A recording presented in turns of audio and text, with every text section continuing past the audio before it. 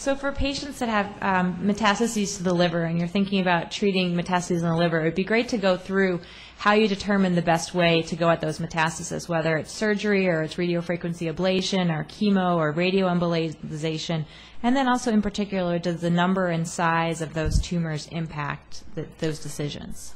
I'll just start to introduce, of course, George and Dan, the fact that that's why it's nice to do it in a setting of a multidisciplinary tumor board, so all the people can be at one table looking at the same scan at the same time and can discuss what each can bring to that particular person and debate whether one might be superior to another, tailored to exactly where that disease is or what the complications might be for that particular patient. And so the rest of it is up to Dan and George, so why don't you guys take it?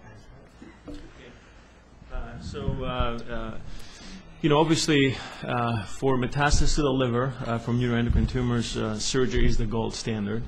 However, surgery is not feasible in the majority of patients, as you probably already know and already heard this morning. So only about a quarter of patients are really eligible for complete resection of their metastatic disease. The second problem with surgery is that surgery does not come without a price. So surgery can, obviously in removing the majority of your liver, can come with morbidity and even mortality. So and this is what we call, we examine the patient's candidacy in terms of other medical problems, the condition of their liver, and also the extent of the disease in the liver.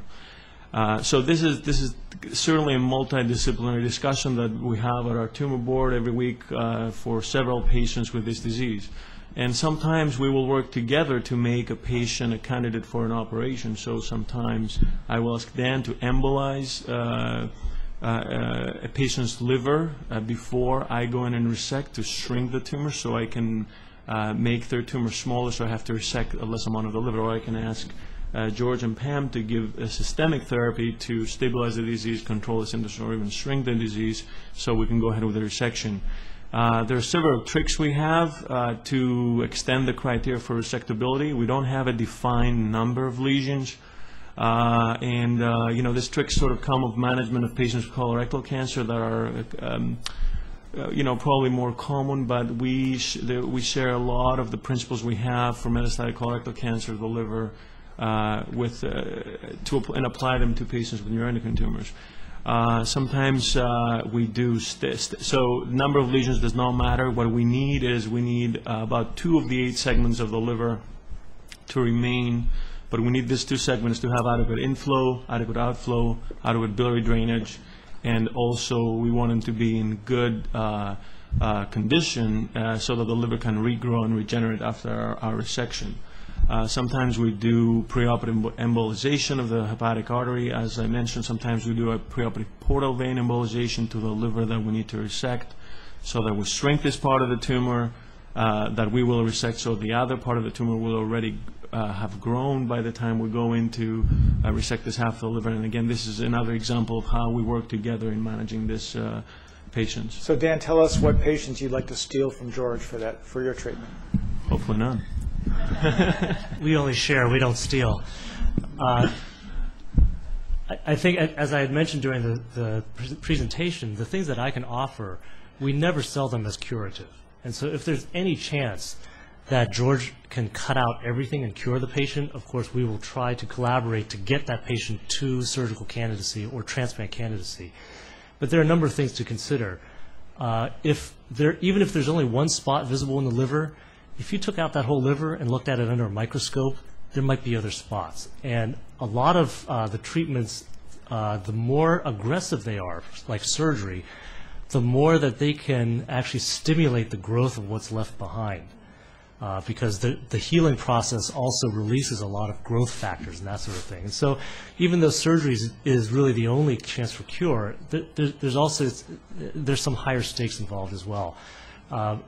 If a patient, though, is not considered a surgical candidate, then that patient ends up basically the patient of Dr. Kunz and Dr. Fisher and mine.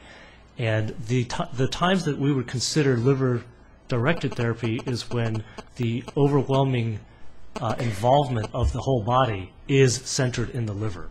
So if someone has a tiny little liver spot, but 50 spots in the lungs, then it does not make sense to attack the liver. So it's only when it's liver dominant or liver exclusive involvement. And even then, as we saw, there are several options. So if there's only 1 or 2 lesions, we'll use our microwave oven on a stick and basically cook those 2 little spots.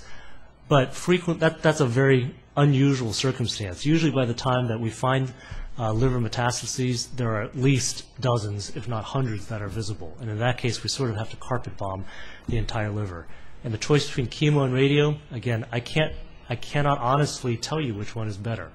But if you try one and you don't like it, or your tumors don't like it, then we'll switch to the other. So to be honest, sometimes there is no one, and even with a tumor board, we may say, well, actually, these are the 3 options that you might think about, and these are the side effects. These are the hope for benefits, and what would be the best sequence of trying them, and then let you decide. Are there any of these treatments that if a patient has it, it will prevent them from being able to do something else down the road? So I'll just answer that quickly.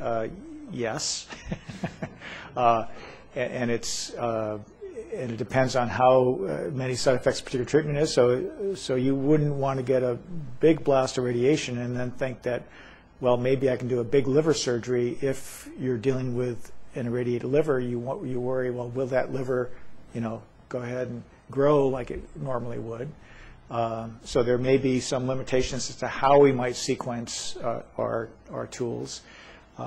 Just in terms of eligibility for clinical trials, which is near and dear to Pam's and mine heart, is that certain treatments would make you ineligible for certain clinical trials. So in sort of a strategy of keeping options open, we might go with another treatment that seems equally reasonable so that you're still eligible for a clinical trial that might be coming downstream. Just trying to keep options open.